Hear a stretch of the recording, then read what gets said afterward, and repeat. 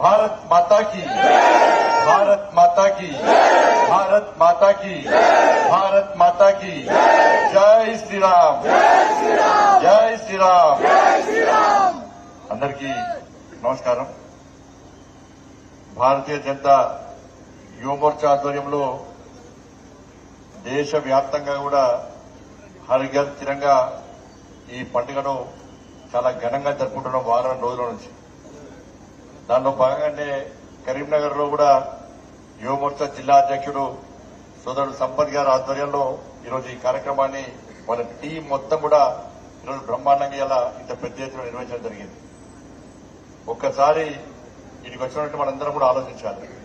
ఇన్ని సంవత్సరాల తర్వాత కూడా హర్ ఘర్ తిరంగా కార్యక్రమం చేసుకుందాం, చేసుకోండి అని పిలుపునిచ్చే స్థితికి వచ్చిందంటే దానికి కారకులు ఎవరో ఒక్కసారి మనం ఆలోచించాలి।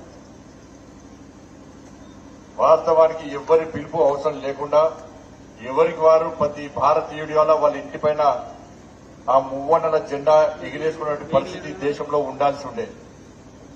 కానీ ఇన్ని సంవత్సరాలు ఈ దేశాన్ని పాలించిన కాంగ్రెస్ పార్టీ ఏ రోజు కూడా ఈ దిశగా ఆలోచించే ప్రయత్నం చేయలేదు। బానిసత్వం మరకలను తుడిచిపెట్టే ప్రయత్నం కాంగ్రెస్ పార్టీ చేయలేదు। ఎందుకంటే దానికి ప్రధాన కారణం కాంగ్రెస్ పార్టీ కాబట్టి। మన బాబాసాహెబ్ అంబేద్కర్ యొక్క ఆలోచన విధానాలకు అనుగుణంగా ఈ దేశాన్ని, ఈ దేశ ప్రజలకు న్యాయం జరగాలి, ఈ దేశంలో పేద ప్రజలు బతకాలి, మంచి ఆలోచనతో ప్రతి ఒక్కరు కూడా దేశభక్తిని పెంపొందించాలని చెప్పి ఒక మంచి మహోన్నత ఆలోచనతో ఒక మంచి రాజ్యాంగాన్ని ఇలా బాబాసాహెబ్ అంబేద్కర్ మనకు అందిస్తే వాటికి పాపాలను జోడించి కాంగ్రెస్ పార్టీ బాబాసాహెబ్ అంబేద్కర్ ఆలోచనకు విరుద్ధంగా ఈ దేశాన్ని ఇన్ని సంవత్సరాలు పాలించిన విషయాన్ని ప్రతి భారతీయుడు ఆలోచించుకోవాల్సిన అవసరం ఉంది। ఈ దేశాన్ని కులాల పేరుతోని, మతాల పేరుతోని, వర్గాల పేరుతోని చీల్చినటువంటి మూర్ఖత్వం పార్టీ కాంగ్రెస్ పార్టీ, నెహ్రూ ప్రభుత్వం।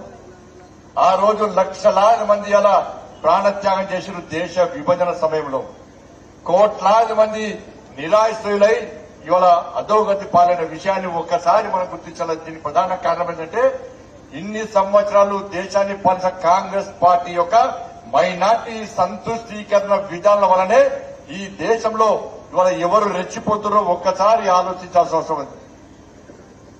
ఇవాళ కేవలం నెహ్రూ కుటుంబ చరిత్ర తప్ప ఈ దేశంలో కాంగ్రెస్ పార్టీ ఏ రోజు బాబాసాహెబ్ అంబేద్కర్ చరిత్రను చెప్పే ప్రయత్నం చేయలే, సుభాష్ చంద్రబోస్ చరిత్రను చెప్పే ప్రయత్నం చేయలే, సర్దార్ పటేల్ యొక్క చరిత్రను చెప్పే ప్రయత్నం చేయలే, భగత్ సింగ్ యొక్క చరిత్రను చెప్పే ప్రయత్నం చేయలే, తాత్యా తోపే లాంటి అనేక అమరవీరుల, మహానీయుల, త్యాగతుల యొక్క వాళ్ళ చరిత్రను చెప్పే ప్రయత్నం చేయకపోగా ఆ చరిత్రను తెరమరుగు చేసి రాబోయే తరాలకు కేవలం నెహ్రూ కుటుంబం యొక్క చరిత్రనే అందించాలని చెప్పి ఒక కుట్రలో ఇలా కాంగ్రెస్ పార్టీ మహనీయుల చరిత్రను రాబోయే తరాలకు అందించకుండా చేసిన కుట్రను ఈ రోజు గమనించాల్సిన అవసరం ఉంది। అందుకే కేంద్రంలో నరేంద్ర మోడీ గారి ప్రభుత్వం ఏర్పడ్డ తర్వాత ఈ నెహ్రూ మరకలను తుడిచిపెట్టాలి, బానిసపు మరకలను తుడిచిపెట్టాలి।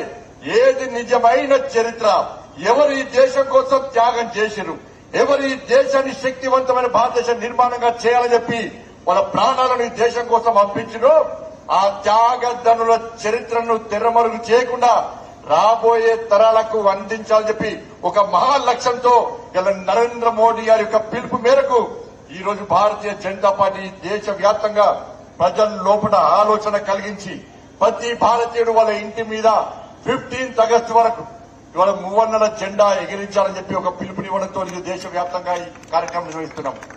ఇలా మువ్వన్నెల పతాక మన ఆత్మ గౌరవానికి ప్రతీక। ఇవాళ బాబాసాహెబ్ అంబేద్కర్ ఏ రచించి దానికి అనుగుణంగా మనం వివరిస్తున్నాం। ఇవాళ 370 ఆర్టికల్ రద్దు చేయాలని చెప్పి శ్యామా ప్రసాద్ ముఖర్జీ లాంటి అనేక మంది వ్యక్తులు, అనేక మంది కార్యకర్తలు, మహానుభావులు ప్రాణ త్యాగం చేస్తే జమ్మూ కాశ్మీర్ భారతదేశంలో అంతర్భాగం కాకుండా చేయడానికి కాంగ్రెస్ పార్టీ కుట్రలు చేస్తే నరేంద్ర మోడీ గారి ప్రభుత్వం ఏర్పడ్డ తర్వాత ఏ వీర జవాన్లు, ఏ శ్యామా ప్రసాద్ ముఖర్జీ, ఏ భారతీయులు 370 ఆర్టికల్ రద్దు చేయాలి, జమ్మూ కాశ్మీర్ ఈ భారతదేశంలో అంతర్భాగమే, ఈ దేశంలో ఒక్క గజం, ఒక్క అంగుళం జాగ కూడా ఇతర దేశాలకు అప్పగించే ప్రయత్నం చేయబోము.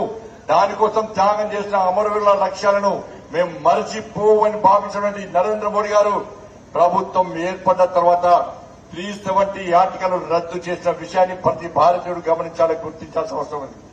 కాంగ్రెస్ పార్టీ 370 ఆర్టికల్ రద్దును వ్యతిరేకించింది. కాంగ్రెస్ పార్టీ పరదేశాలకు కొమ్ముగాసే పార్టీ. ఆ పార్టీకి కోయాల నాయకత్వం వహిస్తున్నటువంటి రాహుల్ గాంధీ ఇలా శ్యామ్ పెట్రోడా యొక్క వ్యాఖ్యలను అమెరికా భాష మాట్లాడుతుంది తప్ప ఈ దేశం గురించి ఆలోచించే పరిస్థితి రాహుల్ గాంధీకి లేదు. చైనా దేశం ఏది చెప్తే దాన్ని పాటించే వ్యక్తి రాహుల్ గాంధీ తప్ప ఈ దేశం గురించి ఈ దేశంలోని త్యాగదల గురించి ఆలోచించే పరిస్థితి రాహుల్ గాంధీకి లేదు. ఇవాళ వాళ్ళు చేస్తే తప్పు కాదు కానీ ఇలా భారతీయ జనతా పార్టీ చేస్తే మాత్రం తప్పు. ఇలా వక్ఫ్ బోర్డు సంబంధించి చట్టాన్ని ఆ రోజే నెహ్రూ హయాంలో చేస్తే తప్పు లేదు, డాక్టర్ మన్మోహన్ సింగ్ హయాంలో చేస్తే తప్పు లేదు, పివి నరసింహరావు హయాంలో చేస్తే తప్పు లేదు. వాళ్ళు చెప్పిన విషయాన్ని నేటి ఎన్డీఏ ప్రభుత్వం నరేంద్ర మోడీ గారి ప్రభుత్వం వక్ఫ్ బోర్డు చట్టాన్ని తీసుకొస్తే వాళ్ళ సిగ్గు లేకుండా కాంగ్రెస్ పార్టీ దాన్ని వ్యతిరేకించే ప్రయత్నం చేస్తుంది. ఇలా నెహ్రూ గారు గాని మన్మోహన్ సింగ్ గాని పివి నరసింహరావు ఏదైతే చేయకుండా వదిలిపెట్టిండో, ఏదైతే చేయాలని అనుకున్న చాతగాక వదిలిపెట్టిండో దాన్ని నరేంద్ర మోడీ గారి ప్రభుత్వం తీసుకొచ్చే ప్రయత్నం చేస్తే ఇలా కాంగ్రెస్ పార్టీ మతం పేరుతోని దాన్ని అడ్డుకునే ప్రయత్నం చేస్తున్నది. అరే బంగ్లాదేశ్ లో జరుగుతున్న ఆగడాలను రాహుల్ గాంధీ ఖండించారు. బంగ్లాదేశ్ లో హిందువుల మీద జరుగుతున్న దాడులను కాంగ్రెస్ పార్టీ ఖండించారు. బంగ్లాదేశ్ లో దేశ వ్యతిరేక విధానాలకు వ్యతిరేకంగా ఈ దేశానికి వ్యతిరేకంగా ఏ విధంగా కుట్రలు చేస్తున్నారో దాని గురించి కాంగ్రెస్ పార్టీ మాట్లాడదు. అమెరికా గురించి కాంగ్రెస్ పార్టీ మాట్లాడదు. పాకిస్తాన్ గురించి కాంగ్రెస్ పార్టీ మాట్లాడదు. చైనా గురించి కాంగ్రెస్ పార్టీ మాట్లాడదు.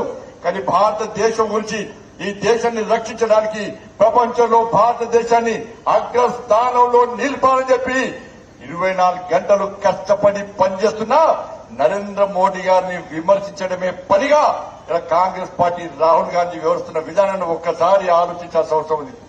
అందుకే భారతీయ జనతా పార్టీ వారం రోజుల నుంచి ఈ తిరంగా పండుగ నిర్వహిస్తున్నది.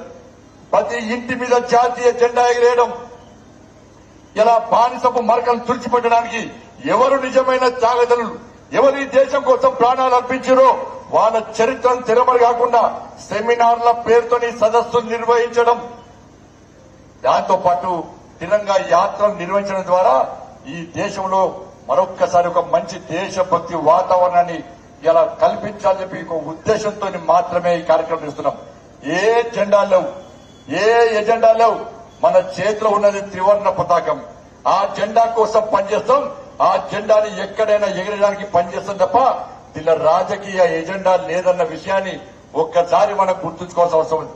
అందుకే ఈ రోజు అందరం సామూహికంగా జాతీయ గీతాన్ని ఆలపించాలని చెప్పి ఆలోచనతోని ప్రతి వ్యక్తి గత చరిత్రను మర్చిపోకుండా అందరూ గుర్తుంచుకోవాల్సిన ఆలోచనతో తరతరాలు చరిత్ర తిరమరు కాకుండా చూడాలని చెప్పి ఒక మంచి ఆలోచనతో ఈరోజు భారతీయ జనతా యువమోర్చా ఆధ్వర్యంలో ఈరోజు కరీంనగర్ గడ్డ మీద ఈ యువకులందరూ కూడా ఇవాళ భారత్ మాతాకి జై అంటూ, జై శ్రీరామ్ అంటూ, జై జవాన్ జై కిసాన్ అంటే వల్ల ఈ జాతీయ జెండాను చేతబడి తిరంగా యాత్ర నిర్వహించడం చాలా చాలా సంతోషం.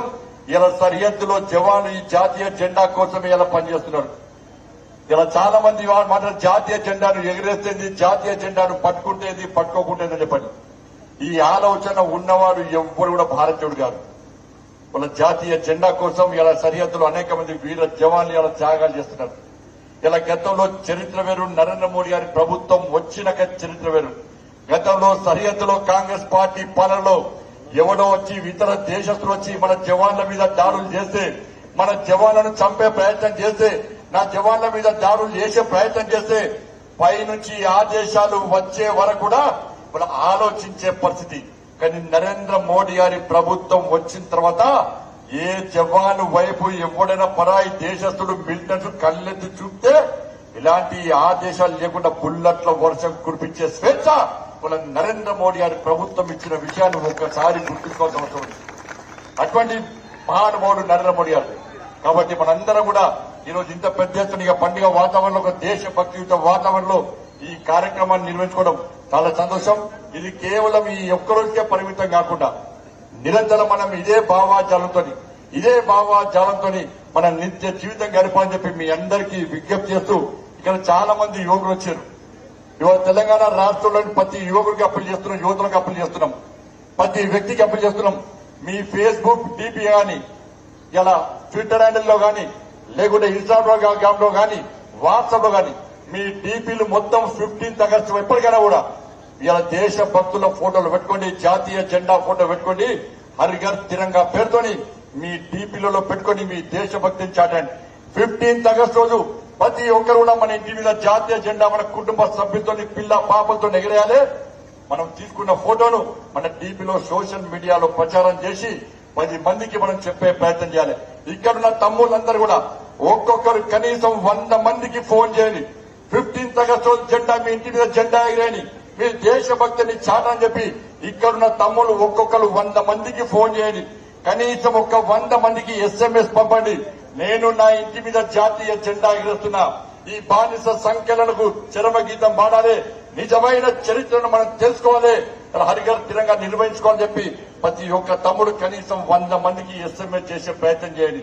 ఈ విధంగా మనం మన దేశభక్తిని చాటాల్సిందిగా మీ అందరికీ విజ్ఞప్తి చేస్తూ ఇంత పెద్ద ఎత్తున జాతీయ జెండాతో భారత్ మాతాకి జై అంటూ ఈ తిరంగా యాత్రలో పాల్గొన్న మీ అందరు కూడా ఇలా 15th ఆగస్టు 15 ఆగస్టు సందర్భంగా హృదయపూర్వక శుభాకాంక్షలు తెలియజేస్తూ ఈ దేశం కోసం ప్రాణాలర్పించిన ఆ వీర జవాన్లను స్మరిస్తూ తలిస్తూ సెలవుకున్నాను. భారత్ మాతాకి, భారత్ మాతాకి జై శ్రీరామ్.